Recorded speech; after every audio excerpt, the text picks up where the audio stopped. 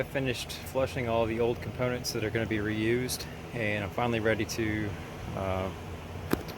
start reinstalling everything. So I think I'm going to begin with the new condenser and fan unit, and I'm going to leave the accumulator for last, probably, just to try to minimize the amount of time that it's open to the atmosphere, to avoid trying to avoid getting humidity and moisture inside of it. It comes sealed from the factory, so I'm going to wait till the last second to break the seal and install it right before I pull a vacuum on the system to test it, before I take it to the mechanic to have it recharged. So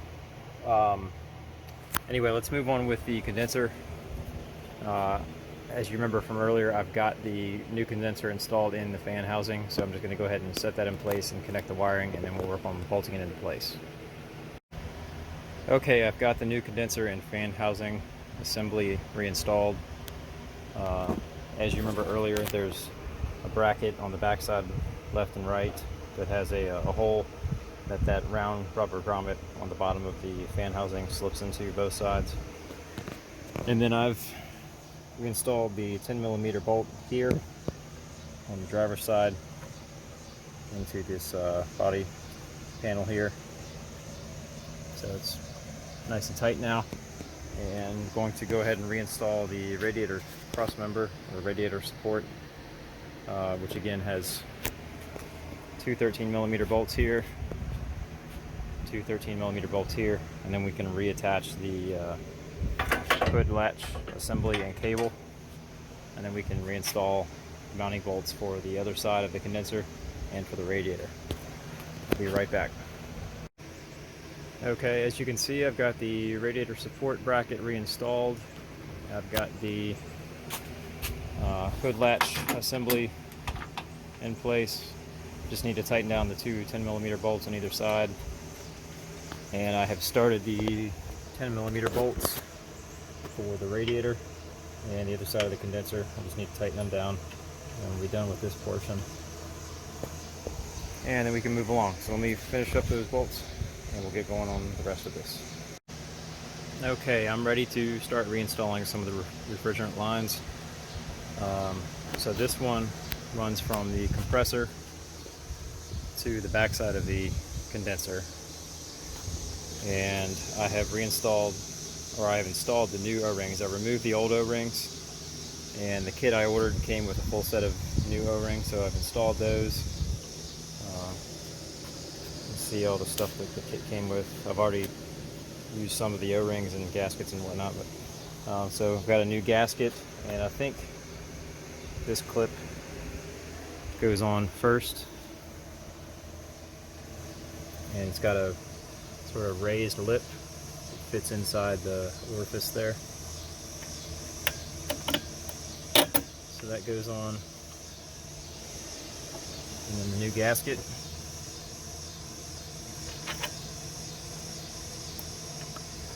And then the line will bolt up to that. But before I install it, I'm going to lubricate the end of the hose, or the end of the line, and the O-ring with some silicone spray to try to lubricate it, so it'll slide up in there easy. I don't have to force it. So I'm going to do that now. I'm going to go ahead and reinstall this line, and then once it's inserted into the backside of the condenser, there's I believe it was a 1/2-inch nut to tighten down here to hold it in place. So I'm going to do that, and then we will move along to the next hose. Okay, I've finished tightening down the nut that holds that refrigerant line to the back of the condenser. The other end is just going to lay here until we reinstall the compressor. So now I'm going to work on this line at the bottom of the condenser, and it's going to be the same thing.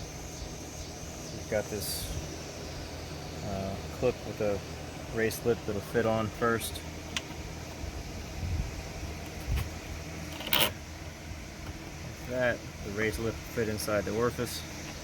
Then you've got this gasket will go on next, and then the line will fit on. Once again, I've put the new O-ring on, and I'm going to lubricate that with some silicone lubricant. It'll fit on like that, and then we'll put the 1/2-inch retaining nut on there and tighten it down.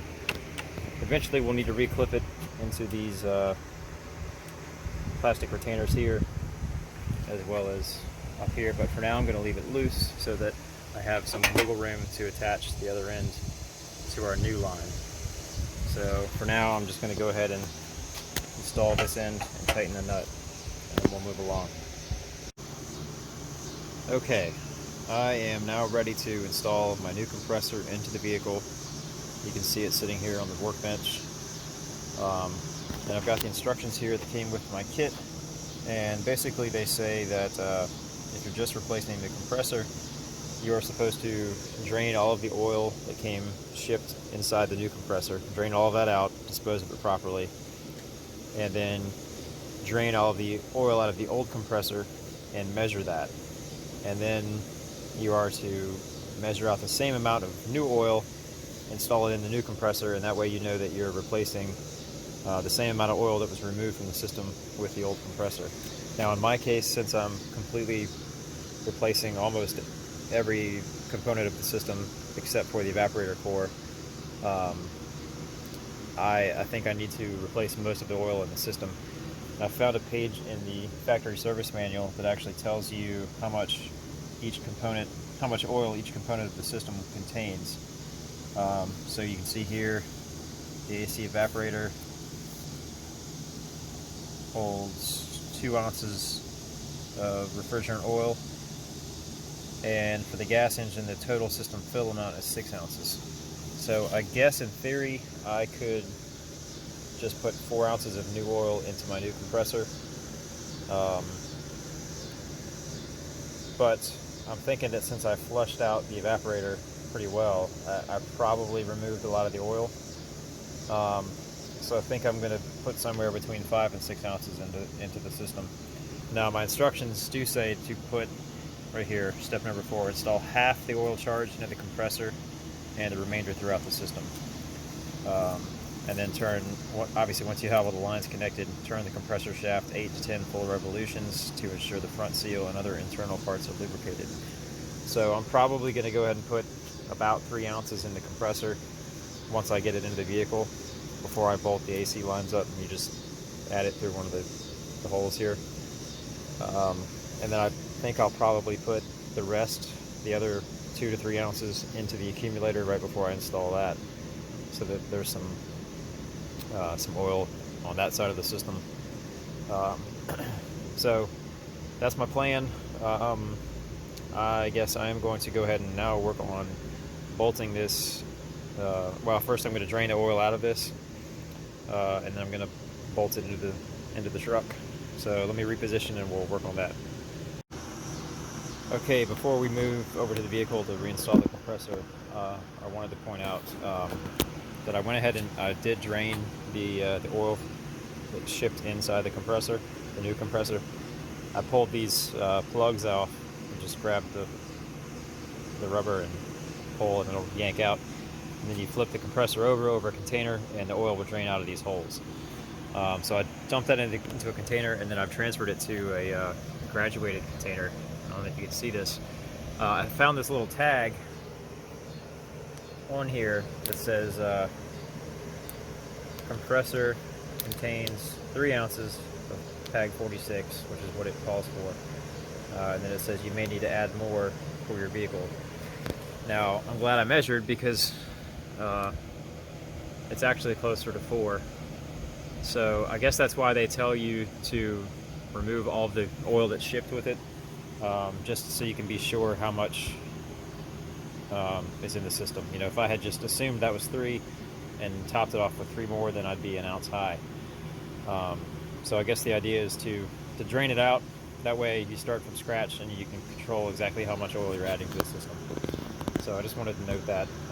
So now we're going to go ahead and I went ahead and put the shipping plugs back in here just to keep debris from getting in here while I'm installing it.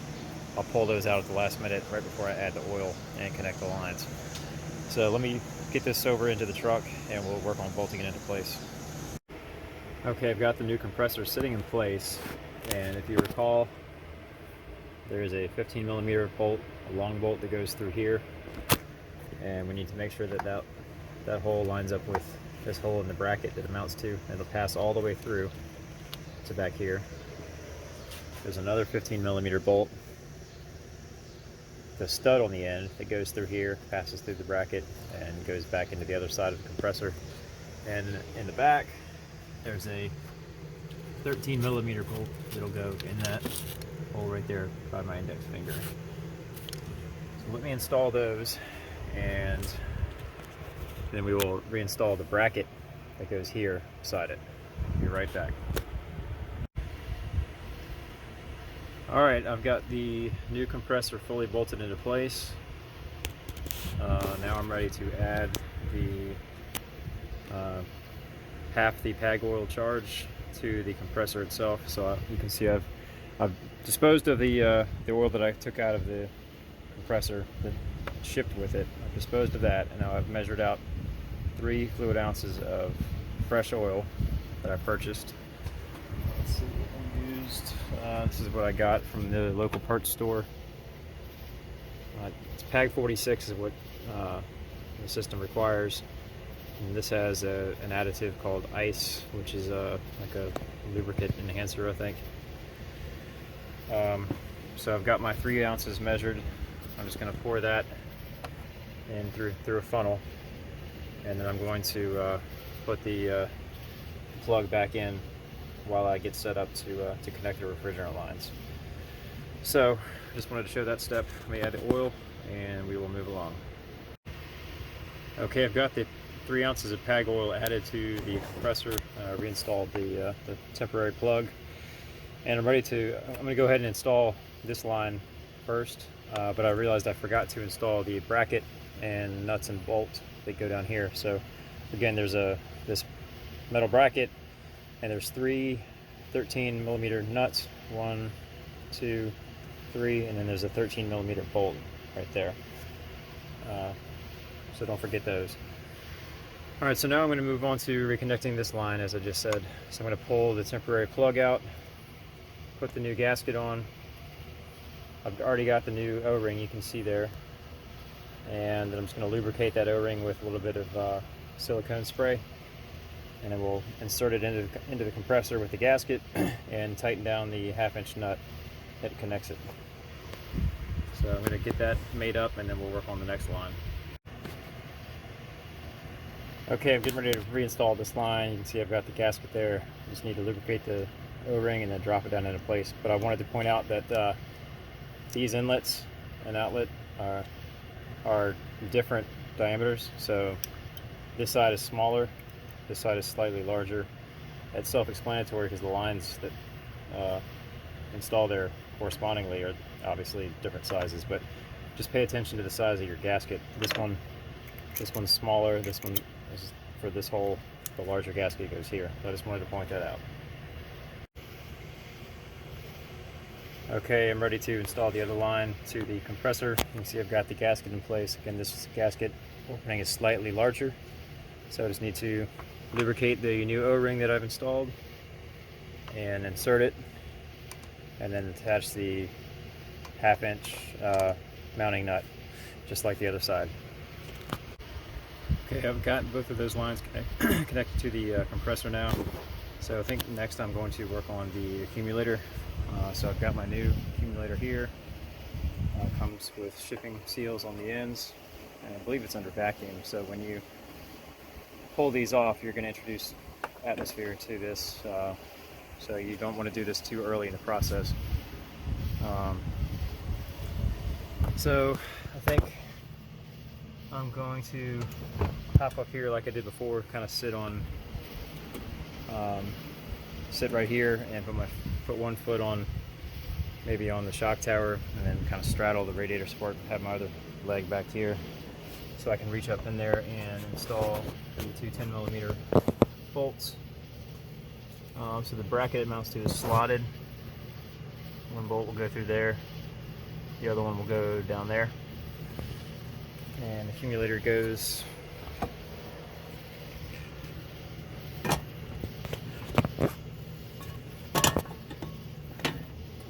like that. You can kind of see the bracket on the accumulator has an offset, and it's going to have to slide onto that fitting. So I believe this has new O-rings on it. I'll confirm that. But I'm going to need to lubricate those, remove my tape from the fitting here, and push it in until it locks, and then I can install the 2 bolts. I'm not sure if I'll be able to film this or not, but I'll give you a shot of it after everything's assembled. Be right back. Okay, before I install the accumulator, I remember that I've got to install some PAG oil in it. Sorry, it's been a long day and I'm getting kind of sloppy now, so I'm kind of forgetting some steps. But earlier I mentioned I was going to do 3 ounces in the compressor and 3 in the accumulator. I don't think that's a good idea because according to the service manual, the accumulator only holds, I think it holds 2 ounces. I think I'll put 1 ounce in here, and then I'll do an ounce in each of 2 of the lines to give me 6 total. You know, I put 3 in the compressor and 3 more would bring me to 6. So I'm just going to add it with the funnel, and then we'll bolt this into the truck. So sorry for kind of jumping around here, but I wanted to make sure I mentioned that so you don't forget. Be right back. Okay, well that went fairly well. Sorry I couldn't film it, but basically it went just like I described. I lubricated the O-ring and then pushed the line on until I felt it secure itself, and then I was able to put the 2 10mm bolts in and got them tightened down. So now I'm going to reconnect the other side of the accumulator. So I need to pull the shipping cap off. And there's a little plastic collar there. You can see it's got new O-rings. I just need to make sure they're lubricated, and then I will take my tape off the other end of this line and I'll push that on until I feel it secure. So let me get that connected, and then we'll move on to the very last refrigerant line, and then I might call it a night because it's getting late. Alright, I'll be right back. Okay, so we've got the last piece of refrigerant line left to connect here, and again it connects to the other side of the evaporator core, back by the firewall where this piece of tape is. I've taped off the nipple there. The new line, it came with a kit, already has the O-rings installed, so I just need to pull the plastic shipping cap off, pull the duct tape off, lubricate the O-rings, and then insert it until it's secure. And then I'll work on the other side here, which is back up here by the fender, to attach those 2 sides. I'm going to do the firewall connection first. Let me get that installed, and then we'll do the last connection. Be right back. Okay, I got that end of the line connected fairly easily. Now we've just got one final connection to make here. I need to pull, once again, just like back there, I need to pull the plastic shipping cap off this line. I've already installed the new O-rings on this existing line. I just need to lubricate them and then mate the lines together. And then one final step related to the lines is just to reattach these retainer clips. So there's 2 down here, again below the radiator and the transmission cooler, and there's one more right here. And again, they just, you pull up on the outer section, they open up like that. Alright, so let me get this made up. I'm going to clip the lines in, and then I'm going to have to call it a night because it is late and I am beat. And we'll finish this up tomorrow. Okay, one last step before calling it a night. Now that I've got all the lines connected, I went ahead and put all the retaining clips back on. So again, there's one in this connection, one at each of the accumulator connections, and then another one at the other side of the evaporator core. So that one, that last one that I mentioned, and this one here are smaller lines. They're the same size, and then the ones on the accumulator are larger lines. Those are the same size as each other. Alright, time to start cleaning up. I will finish this up tomorrow. Okay, I'm back at it. Last night I finished buttoning up everything related to the AC system itself. I have not reinstalled the air filter housing or intake hose or the wheel well liner because I want to make sure that the system is nice and sealed up. And to do that, I am going to use my vacuum pump to pull a vacuum on the system just to make sure that there's no leaks before I take it back to the mechanic to have them recharge the system. So in order to do that, you can see I've got my set of AC manifold lines run to the high and low pressure ports, and I've also got the yellow vacuum hose connected to my vacuum pump. This is just a cheap pump that I purchased from Harbor Freight. I think I paid 160 bucks. Well, that was the list price. I think I got it for 25% off because they were having a sale. So not a bad deal. We'll see how much use I get out of it. I mean, this is the first time I've ever done any AC work, and you know, it'll probably be a while before I do any more. So this pump will probably be fine if I'm not using it a whole lot. But I will say, if you happen to purchase this pump, make sure you check the oil level here through the sight glass before you use it. When I purchased this, the oil level was barely visible in the sight glass. In fact, I drained the oil and that's all I got out. I put at least 5 times that in to get it up to the correct level. So make sure you check the level before you use your pump if it's the first time you've used it. It's also good to check it every time you use it. Alright, anyway, basically I also purchased this set of manifold gauges from Harbor Freight. I think I paid $60 before the coupon I had. There was $60 normal price. I think I got 20% off on these. So once again, not expensive, probably not good for everyday use, but for once in a while it's probably fine. So you've got the nice thing about these is that they're color coded. Blue is the low pressure side, red is the high pressure side, and of course yellow is the service or charging hose. And the low pressure fitting is back here on the accumulator. These just have quick connect, just like a air compressor fitting. It's just a quick connect, and then you've got a dial on here with arrows showing open and close. Close is, I'm going to say, counterclockwise. Open is clockwise. Here, I'll show you on this one, the high pressure. And the nice thing is that you can't mix them up because the low pressure and high pressure fittings are different sizes. So basically you just put your fittings over the service ports,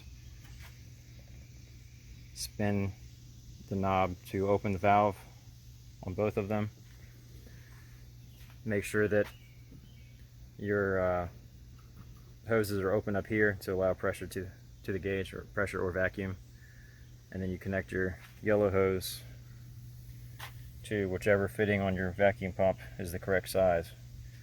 You can see I've already started pulling the vacuum because I'm down at let's see, 30, almost 30 inches, which I think is as much as I'm going to get. I don't think you can get more than 30 inches of vacuum, and I'm sure these gauges aren't all that accurate, but you know, it's going to do the job. I think at least it'll allow me to test the system.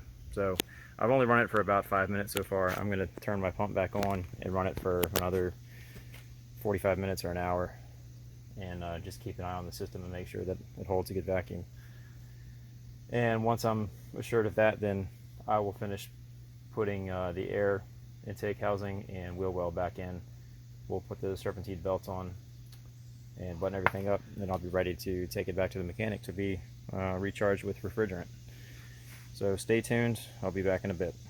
I'm going to turn the pump on and let it run, and I'll check back in with you in a little bit. Okay, I just finished pulling a vacuum on the system for about an hour, and it seems like it's holding well and doesn't have any leaks, so I'm pretty confident that it's ready to be recharged with refrigerant. So I'm going to go ahead and button everything back up. So now I'm seated on the passenger side by the front tire, and I'm ready to reinstall the mounting bracket for the air filter housing. If you recall from earlier, there are just two 13mm bolts that hold this in place. One bolt goes here and the other goes right there, and the bracket, let's see if I can finagle this into place. The bracket goes like that. You just got to line it up with the bolt holes. So I'm going to install these two bolts, and then I'll go back to the top side and put the rest of the air filter housing in. I'll be right back. Okay, I got the two lower bracket bolts installed. Now there's two more 13mm bolts that go in. One here and one here. So I'm going to go ahead and install those, and then we can put the actual air filter housing in place. Alright, I've gotten the two upper 13mm bolts installed, and we're ready to actually put the rest of the air filter housing in place. So you'll see here there is a rubber grommet with a hole in it that's going to sit down over top of this post right here. And then there's another in that corner. That one's going to fit over that post. So we need to get it in a position.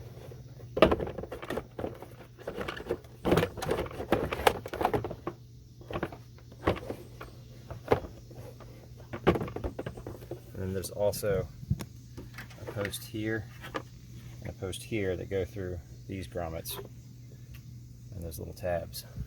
So you got to line up all four of those. It's pretty easy to do. And push it straight in, down into place. There we go. Now we can put our air filter in here and then put the top half back on. Okay, so you can see I've got the top half of the air filter housing in place. I've reinstalled the air filter. Obviously, if you're due for a replacement, this is a good time to do it. Mine's not very old, so I'm reusing the existing filter. And on the back side, you need to make sure that you have these clips through the slot in the upper half. There's several of them across the back of the filter. So make sure they're all engaged. It kind of allows the housing to hinge along the back edge. And then on the front side, we just need to pull up these locking clips like that. I don't know if I can get that one with one hand or not, but both of those will lock the same way. Then again, you should have one here and let's see, one here. I'm missing those. And then we need to tighten make sure your hose is fit securely around the inlet there, and then tighten the 5/16 nut on the band clamp. And then this breather hose needs to reconnect to the side of the oil filler inlet right there. And then there's a hose clamp that fits tight around that nipple. So I'm going to make up those connections, and then the last thing we need to do is reinstall the wheel well liner on the passenger side. Okay, I can't remember if I mentioned this earlier, but I wanted to point out that I did reconnect the electrical connections to my new compressor here and here, and then I did reinstall the serpentine belt. I went ahead and bought a new belt because I realized the old belt was original to the truck, so I figured this was a good time to replace it. And then I've reinstalled my battery. So everything in the engine compartment should be buttoned up. You know, it's always good to go back and check all your connections. Make sure they're all good and tight. Make sure you didn't leave any rags or tools or anything laying around in here that could get snagged by the belt or the fan. I feel like I've buttoned everything up pretty good here, so I'm done in the engine compartment. Really the last thing now is to reinstall the wheel well liner, so I'm going to move on to that next, and then we will wrap this project up. Okay, I've got the wheel well liner kind of tucked into place here. The idea is to get it tucked behind these little tabs with the holes in them. And then you'll notice that the edge of the liner has some metal clips on it with threads, so that's where your screws are going to go, and those just need to line up with the tabs. Not every tab is likely to have one of those metal clips. You probably only got 4 or 5 around the perimeter. And then there's also going to be some screw locations back here. So this one is just behind the control arm, and then there are, I think there are 3 up top.